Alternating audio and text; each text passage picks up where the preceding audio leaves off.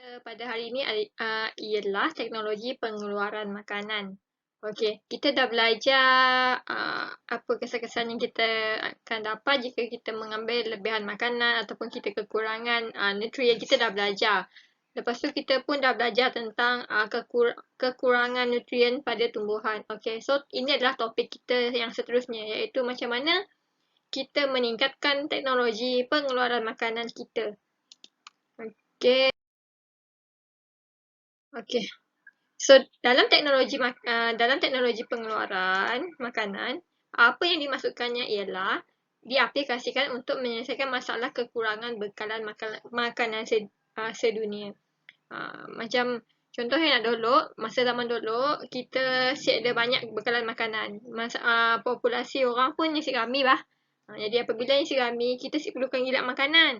Tapi sekarang tu cuba awak nanggah dekat keadaan dunia kini tu, populasi manusia semakin meningkat. Jadi apabila semakin meningkat, bekalan makanannya mestilah mencukupi. Jadi apabila kita guna cara yang lama, adakah awak dapat pastikan bekalan makanan kita cukup? Sik kan? Jadi kita perlukan teknologi untuk menghasilkan makanan dengan kadar yang banyak dan mencukupi. Okey, antara langkah yang diambil dalam teknologi pengeluaran makanan, kita ada beberapa langkah, iaitu yang pertama je. Yang pertama, kita meningkatkan kualiti. Kualiti makanan maksudnya kualitinya semakin lama semakin bagus, semakin berkualiti berbanding dengan dulu lah. Okey, yang kedua, meningkatkan kuantiti pengeluaran makanan. Yang pertama tadi, kualiti. Kualiti yang maksudnya yang kualiti lah, yang sangat berkualiti, yang bagus. Okey, yang kedua adalah meningkatkan kuantiti. Kuantiti maksudnya semakin banyak jumlahnya. Okey, next kita ada menghasilkan dan menggunakan bakar yang bermutu. Maksudnya bakar yang kita gunakannya adalah bakar yang bermutu. Okey. Lepas tu last sekali kita menggunakan pelbagai jenis teknologi moden. Yang tu adalah langkah-langkah yang diambil untuk pengeluaran makanan. Cara meningkatkan kualiti dan kuantiti pengeluaran makanan negara. Okey, kita ada penggunaan teknologi moden, kita ada pendidikan dan bimbingan kepada para petani, penyelidikan dan pembangunan, penggunaan tanah dan kawasan perairan secara optimum, pengurusan tanah yang cekap dan bekalan bakar yang bermutu. Okey, so kita akan pergi cikgu akan terangkan satu persatu. Sekarang kita pergi kepada penggunaan bakar yang bermutu. Okey, cuba kita fikir kenapa kita perlu guna bakar yang bermutu. Okey, boleh fikir? Bila kita guna bakar yang bermutu, jadi hasil yang kita tanam, tumbuhan ataupun pokok yang kita tanam pun akan menghasilkan buah ataupun hasil yang bermutu tinggi. Jadi sebabnya kita perlukan bakar yang bermutu. Okey. Kita tengok penerangannya. Penggunaan bakar yang bermutu di Malaysia dapat mempelbagaikan sumber makanan, meningkatkan kualiti makanan dan kuantiti pengeluaran makanan negara. Jadi apabila awak guna bakar yang bermutu, tengok banyak yang awak akan dapat. Berbanding bakarnya si berkualiti, si bermutu, adakah awak dapat meningkatkan kuantiti dan kualitinya? Saya akan dapat kan? Okey. Ya, ia dimasukkan dengan penggunaan bakar yang bermutu. Okey, bakar tanaman dan haiwan ternakan yang bermutu diperolehi melalui teknik pengklonan, kacukan kejuruteraan genetik dan teknologi mutagenesis. Maksudnya kita dah kacuk-kacukkan. Kita ada bakar A dengan bakar B. So kita kacukkan untuk hasilkan bakar yang bermutu. Teknik pengklonan ni biasa kita dengar kan. Dekat kambing biru. Lepas kita ada ciri-ciri bakar yang bermutu. Macam ni kita namadahnya adalah bakar yang bermutu. Apa yang ada padanya? Okey, yang pertamanya mesti hasil yang banyak. Okey, hasil yang banyak, cepat tumbuh dan matang, rintangan yang tinggi terhadap penyakit. Maksudnya apa? Walaupun satu kawasan yang diserang oleh penyakit pokok, tapi ia boleh survive. Maksudnya ini adalah bakar yang baik, tahan lasak. Okey, penjagaan mudah dan kos penjagaannya rendah. Daging, susu dan buah yang lebih bermutu. Jadi apabila ada ciri-ciri tu maksudnya ni adalah baka yang bermutu. Jadi apabila ni baka bermutu, awak boleh ambilnya pun jin. Kita ada kelapa. Yang tu adanya beri contoh lah. Contoh. Kelapa sawit tenerap. Awak pernah tengok buah kelapa sawit? Tu adalah buah kelapa sawit. Okey. So, sebagai contoh, untuk sebagai contoh. Berbuah lebat. Okey, tengok. Mempunyai isi rong yang besar ya. Tu isi rong. Tu isi rong dalamnya isi rong. Mempunyai sabut yang tebal. Okey, sebab apa perlunya sabut yang tebal? Okey, kenapa perlu sabut yang tebal? Sebabnya dekat sabut tu lah yang mempunyai kandungan minyak yang paling banyak dalam minyak kelapa sawit. Jadi maksudnya awak jual buah kelapa sawit, apabila awak nak proses buah kelapa sawit, yang diperahnya ada dua tempat je. Yang pertama dekat isi rong dan dekat awak pun sabut. Yang pertama awak akan dapat kat situ. Yang kedua awak akan dapat dekat situ. Isi rong awak akan dapat minyak yang paling berkualiti. Untuk sabut awak akan dapat minyak yang paling banyak. Jadi apabila awak dapat sabut yang tebal, isi rong yang besar, buah yang lebat, tempurung yang nipis tempurung tu ni tak ada apa-apa. Jadi kita perlu yang nipis sahaja. Dan kandungan minyak yang tinggi. Jadi yang tu adalah buah yang menunjukkan baka yang bermutu. Okey, boleh faham? Kita ada belimbing bintang emas. Tengok je contohnya. Okey, berwarna kuning keemasan, manis dan rangup. Biasanya kita belimbing tu kan, mungkin kita jumpa kan. Mesti saya akan jumpa lah yang kuning macam tu. Kita akan jumpa yang hijau kan pasalnya. Mungkin kita biarnya lama-lamanya cepat buruk. Ataupun memang belimbing, dia memang asyik tahan lah. Banyak asyik tahan. Jadi, apabila kita dapat baka yang bermutu macam tu, kita ambil lah. Tanamlah. Okey, yang tu adalah contohnya Bertha exotica. Mempunyai saiz besar dan mempunyai isi yang manis. Lembu Mafriwal. Yang tu semua adalah bakar-bakar yang kita dah teknologikan. Maksudnya kita dah ada buat kejuruteraan genetik, kita dah ada buat pengklonan. Jadi kita akan dapat bakar-bakar tu. Sebab ini ada nama-nama. Lembu Mafriwal, kacak namanya. Lembu dan susu kacukan ini menghasilkan susu yang banyak. Okey, jap, cuba highlightkan.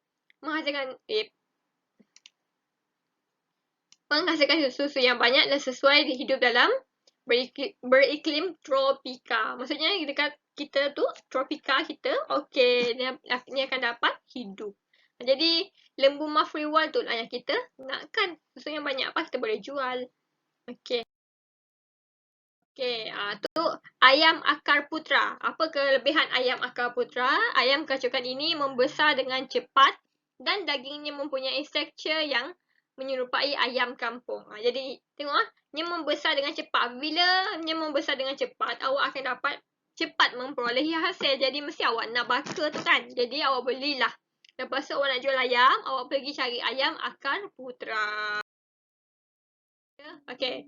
Untuk cara yang kedua adalah penggunaan teknologi moden.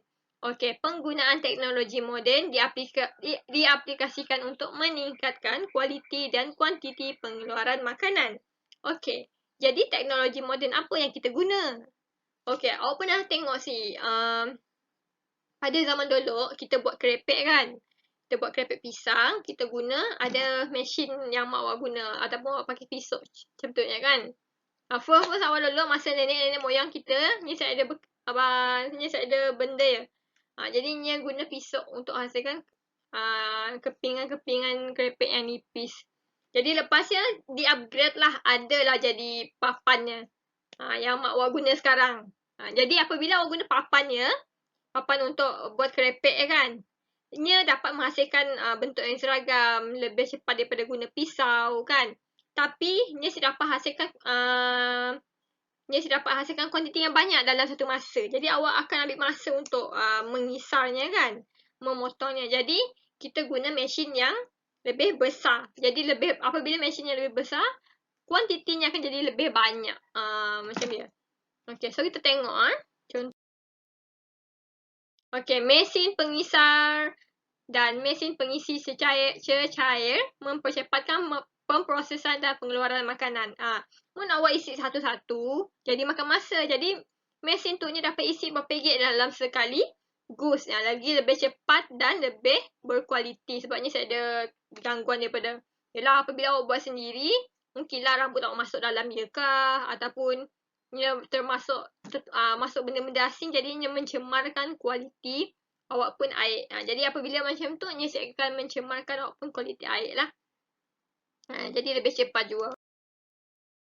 Yang tu adalah pengklonan dapat mengekalkan ciri baik pada baka, tanaman dan haiwan ternakan. Kambing biri-biri tadi. Pengklonan. Okey, yang tu pun teknologi moden, jentera, traktor, jentolak, jentuai. Yang tu, mun saya ada benda tu, awak akan buat semuanya secara manual. Guna tangan, jadi lambat. Nak tuai padi jadi lambat. Hari-hari, setiap hari pergi potong satu demi satu. Jadi apabila kita ada jentolak, jentuai, jadi proses kita untuk memungut hasil tanaman akan jadi lebih cepat. Okey, boleh faham mas? Lepas tu kita ada bioteknologi seperti pemindahan embrio, pengklonan dan kejuruteraan genetik digunakan untuk meningkatkan kualiti dan kuantiti makanan. Okey. Penggunaan drone dalam proses semburan pestiside. Pestiside tu apa? Pestiside tu adalah racun serangga yang untuk awak sembuh-sembuh dekat awak pun tumbuhan. Jadi apabila ada penggunaan drone, jadi awak asyik perlu pergi ke tempat dia untuk sembuh satu demi satu. Drone yang akan buat semua, awak just kawal. Jadi lebih mudah dan menjimatkan masa kan. Okey. Okey, nombor 3 kita ada bimbingan dan pendidikan untuk petani. Yang tu biasanya agensi-agensi yang akan buatlah untuk beri awak talk, beri awak kursus, macam contohnya kursus fertigasi, kursus penanaman pokok cili, contohnya lah. Kursus apa? Kelulut, ada banyak lah. Yang tu adalah contoh pendidikan dan bimbingan kepada petani. Ia adalah contoh. Kita ada yang tu, awak baca lah. Pendidikan dan pembangunannya berterusan di seluruh dunia untuk mengatasi kekurangan makanan global. Jadi yang tu semua tahulah. Okey, beberapa buah universiti di Malaysia turut menjalankan penyelidikan dan pembangunan dalam usaha meningkatkan kualiti makanan dan kuantiti pengeluaran makanan. Okey, so ada beberapa buah universiti yang menjalankan penyelidikan. So, akan penggunaan tanah dan kawasan pengairan secara optimum sebabnya kawasan kita kat situ hanya ada banyak kawasan pengairan. Kawasan penggunaan tanah lah. Okey, yang tu. Okey, kita cara mengoptimumkan penggunaan tanah dan kawasan pengairan. Macam ni kita nak optimumkannya. Maksudnya macam ni kita nak gunakannya sebaik mungkin. Optimum.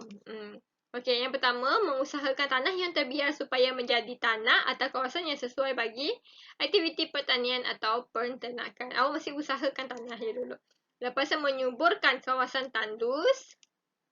Mengusahakan kolam perombongan yang terbiar supaya menjadi kawasan yang sesuai bagi aktiviti aquakultur air tawar, penternakan ikan air tawar.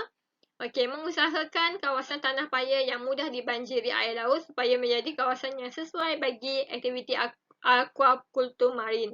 Lebih kurang samalah. Membina empangan dan tali air untuk tanaman pertanian dan peternakan yang kekurangan bekalan air. Itu ada beberapa contohnya lah. Okey. Next, kita ada pengurusan tanah yang cekap. Okay. Macam ni kita nak menguruskan tanah kita dengan cekap. Okey, okey. Yang tu awak boleh baca sendiri. Hanya berapa penting penerangan sahaja. Yang pertama. Okey. Yang pertama, awak buat penggiliran tanaman. Okey, maksudnya apabila awak ada tanah, satu hari kalau awak akan jadi petani kan, awak jangan tanam benda yang sama tiap-tiap tahun. Okey, jangan tanam benda yang sama tiap-tiap tahun. Maksudnya tahun pertama awak tanam tomato, tahun kedua dekat tanah yang sama awak tanam sawi. Tahun ketiga awak akan tanam terung. Jadi tiap-tiap tahun yang akan digunakan untuk tanaman yang lain. Jadi, ia akan mendapatkan tanah yang subur lah. Kita buat tanaman campuran. Maksudnya dekat satu tanah ni kita ada macam-macam kita tanam. Jadi apabila awak tanam macam-macam, ia akan jadi lebih subur. Okay, next penanaman berteres. Maksudnya ada tingkat. Tingkat 1, tingkat 2, tingkat 3. Nya bagus juga lah. Okay, next kita ada penggunaan racun serangga. Penggunaan racun serangga tu proses menghapuskan perosak tanaman memainkan peranan penting dalam usaha menjaga kualiti dan kuantiti hasil tanaman. Sebab apa?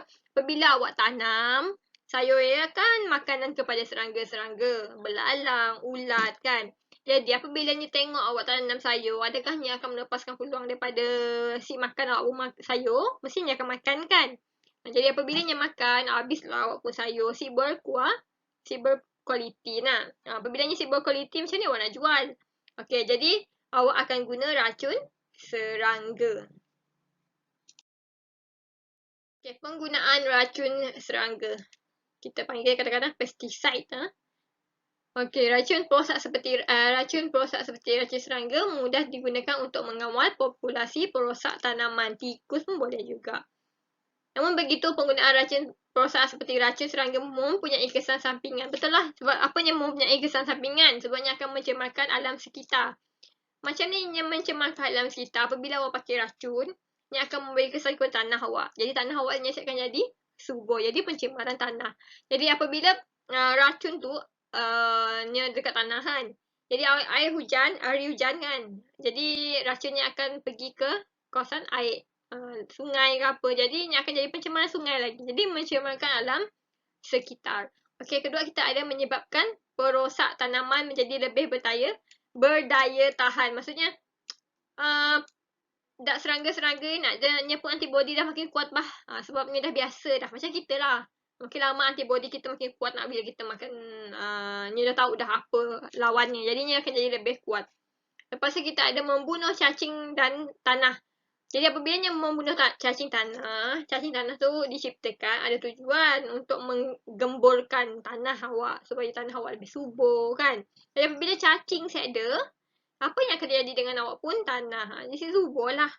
Okey, mikroorganisma berfaedah pun ada dalam dia. Jadi memang tanah awak siapkan subur. Jadi ni ada kesan yang baik terhadap awak pun tanaman awak kuranglah diserang oleh serangga, tapi ni ada banyak kesan buruk kepada alam sekitar. Jadi dapat kita kena kurangkan penggunaan racun serangga. Kita ada cara lain lah.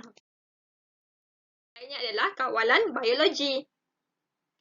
Okey, yang dimaksudkan dengan kawalan biologi itu adalah awak guna haiwan-haiwan yang makan haiwan perosak ia untuk jaga awak pun kebun. Okey, contohnya awak ada ladang kelapa sawit. Jadi ladang kelapa sawit ada apa? Ada apa yang banyak? Okey. So ladang kelapa sawit kita ada banyak tikus kan? Jadi ada banyak tikus, siapa yang akan makan tikus? Ular dan apa? Burung hantu. Jadi kan awak nak inang ular dalam ladang kelapa sawit. Nak tiba-tiba kalau awak jalan, awak pekerja awak pergi air buah, tiba-tiba kena patok ular sebab awak inang semata-mata nak makan, nak suruh bunuh tikus. Jadi better awak tanam burung hantu. Better awak inang burung hantu lah. Lebih bagus lah berbanding dengan awak tanam awak inang benda lain. Burung hantu yang makan tikus juga. Jadi populasi serangga haiwan perosak seperti tikus akan dapat dikawal. Okey, contohnya dekat